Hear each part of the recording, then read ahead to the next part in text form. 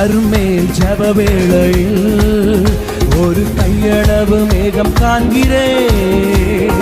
ஆகாவும் நடுங்கிடவே அக்னி மழையாக பொழிந்திடுமே.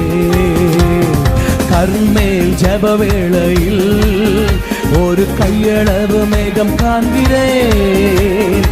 ஆகாவும் நடுங்கிடவே அக்னி மழையாக பொழிந்திடும். நல்ல கையை கட்டி அக்னியாய் இறங்கிடுவே, அக்னியாவாக அமர்ந்திடுவே, பெரும் காற்றாக வீசிடுமே, ஜீவநதியாக ஆயிடுமே. நல்ல கையை கட்டியாமே.